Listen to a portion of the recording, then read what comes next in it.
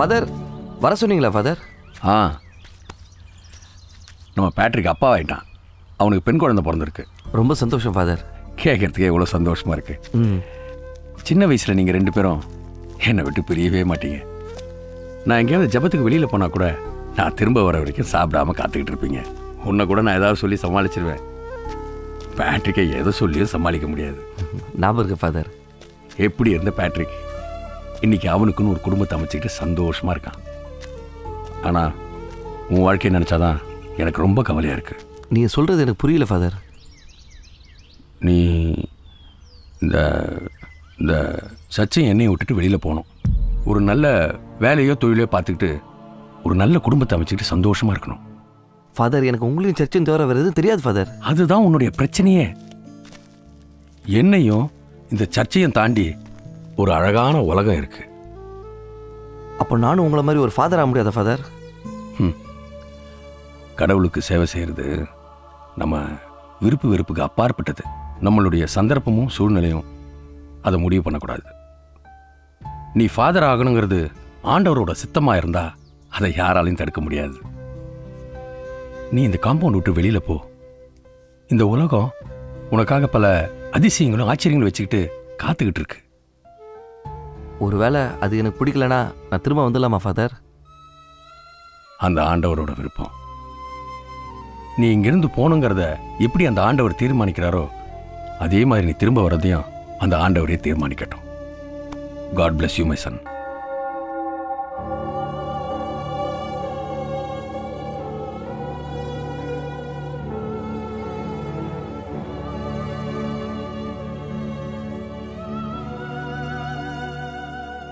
இந்த கூண்டை பாத்தியா?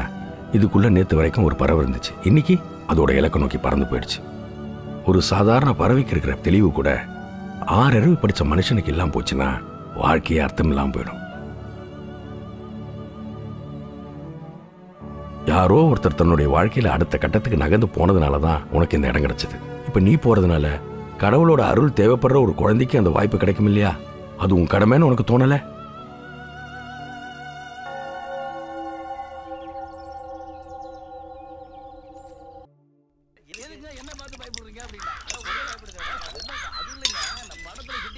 என்னன்னு தெரியல, காலையில இருந்து காக்கா கத்திக்கிட்டே இருக்கு.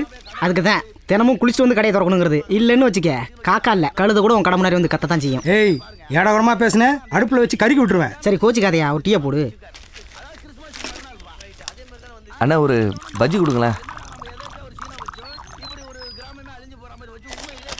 இந்தாப்பா.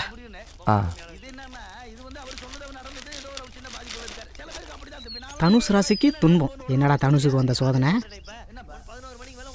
ஆட்கள் தேவை, தங்கும் விடுதி, உணவு இலவசம், கிளிஃப் கிளப் ரிசார்ட்.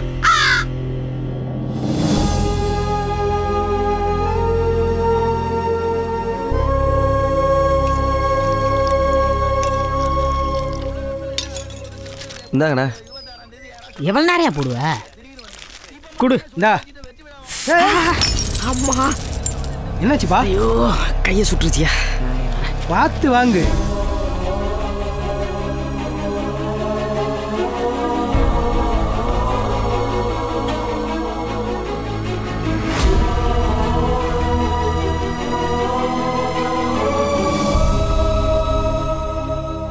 ஒன்று விடாம எல்லா நோட்டீஸையும் கொடுத்துறியாடே? எல்லா நோட்டீஸையும் ஒரே இடத்துல கொடுத்தாச்சு. நம்ம ஊட்டி கைட்ல இருந்து லோக்கல் சேனல் வரைக்கும் எல்லா இடத்துலயும் வாட்ச்மேன் வேணும்னு விளம்பரம் கொடுத்தும் கூட தமிழ்நாட்டுக்கார மட்டும் இல்ல, இந்த மணிப்பூர் நேபாள் ஒரு போய் வர மாட்டேங்கானே. நேபாள் இல்ல, லோக்கல் கோபால் கூட இந்த ஹோட்டலுக்கு வேலைக்கு வர மாட்டான். அப்படி இருக்கு நம்ம ஹோட்டல். இல்ல இல்ல, அங்க பார்த்தீங்களா புதுசா ஒருத்த விளம்பரம் கொடுத்திருக்கிறத, குப்பரக்க படுத்து குசு போட்டால் தொப்பை குறையுமாம். போய் காரத்தோடல போல. ஏங்க, நான் உங்க ஹோட்டலோட சீப் குக்கு. என்கிட்ட நீங்க ஃப்ரைட் ரைஸ் கேட்கலாம், ஃப்ரைடு நூடுல்ஸ் கேட்கலாம், பாயா கேட்கலாம். அதை விட்டுட்டு காரத்துடைக்க சொன்னீங்கன்னா என் கௌரவம் என்ன ஆகுறது? போய் சொன்னதை செய்யல போல. காரத்துடைக்கிற அளவுக்கு நம்ம கௌரவம் காத்துல பறக்க ஆரம்பிச்சிருச்சு. கார கடத்துனா தான் சொன்னபடி கேட்பான். செஞ்சுக்கிடுவோம். நல்லா படிச்சிருந்தா இந்நேரம் நம்ம கலெக்டர் ஆயிருக்கலாம். பாரு, சின்ன வயசுல இருந்தே சமையல் கட்டில் இருந்ததுனால பூரா பையில நம்மளை சமையல்காரன் ஆக்கிட்டாங்க. சின்ன வண்டியை வாங்க மாட்டாங்களா? லாரி மாதிரி ஒரு வண்டியை வாங்கி துடைக்க ஒரு நாள் ஆகுது. சார் சார் யாரு? என்ன வேணும்? வேலை விஷயமா ஓனரை பார்க்கணும் சார். ஏன் என்னைய பார்த்தா ஓனரா தெரியலையா? சார் வண்டி தொடச்சிட்டு இருந்தீங்க, சமயக்காரன் துப்பி போட்டிருக்கீங்க, யூனிஃபார்ம் மாதிரி இருந்துச்சு, அதான். தம்பி ஒன்று தெரியுமா? அம்பானி இருக்கார்ல, அவர் ஃபேக்டரியில் ஒன் ஆஃப் த ஸ்டாஃப். அதே மாதிரி தான் இந்த கிளிஃப் கிளப் ரிசார்ட்ல நான் one of the share holder and also the staff. You know that?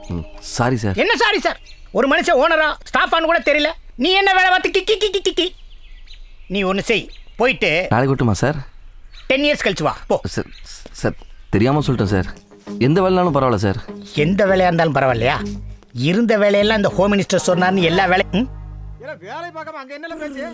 சொட்டத்தில் எனக்கு எப்படித்தான் மூக்கு வேர்க்குமோ. தம்பி நீ நேராக போனேன்னா அங்கே ஒரு கட்டையில் போகிறவன் பேப்பர் படிச்சுக்கிட்டு இருப்பான், அவன் தான் ஓனர். என்னைய மாதிரியே இருப்பான். தயவு செஞ்சு நான் ஓனருன்னு சொன்னதை சொல்லிடாது. ஓகேவா ப்ரோ? போய் தொலைங்க. ஒரு 10 நிமிஷம் ஓனரா நடிக்க விட மாட்டேது இந்த சமூகம். சை. சார் வணக்கம் சார். என்னடி சார் இங்கே வேலைக்கு ஆள் எடுக்கிறீங்கன்னு விளம்பரத்தில் பார்த்தேன். இங்கே எதாவது வேலை இருக்கா சார்? ஆமாம், வேலை உனக்கா தம்பி? ஆமாம் சார். உன் பேர் என்ன? சார் என் பேர் கென்னடி. சொந்தம்னு யாரும் இல்லை, சர்ச்சில் தான் வளர்ந்தேன். நீங்கள் எந்த வேலை கொடுத்தாலும் செய்வேன் சார். ஒரு வாட்ச்மேன் வேலை தான் காலியாக இருக்கு. மாதம் 15,000 சம்பளம். சரிங்க சார். 3 வேளை சாப்பாடு. ஆனால் ஒரு கண்டிஷன், நீ இங்கே தான் தங்கணும். நீங்கள் எந்த வேலை கொடுத்தாலும் கரெக்டாக பண்ணுவோம் சார். சரிடே வா போகலாம். நீ பார்க்க வேண்டிய வேலையை பற்றி சொல்கிறேன், நல்லா கேட்டுக்க. இதான் நீ வேலை செய்ய வேண்டிய இடம். இங்கே 5 பேர் வேலை செய்யறான்னு பார்த்துக்க. ஆனால் ஒருத்தன் கூட இங்கே தங்குறது கிடையாது. ராத்திரி கேட்ட சாத்தின பிறகு யாரையும் உள்ளே விடக்கூடாது. என்ன? சரிங்க சார். யோ சீஃப் குக்கு, நம்ம ஆளுகளை கூப்பிட்டுட்டு உள்ளே வரோம்.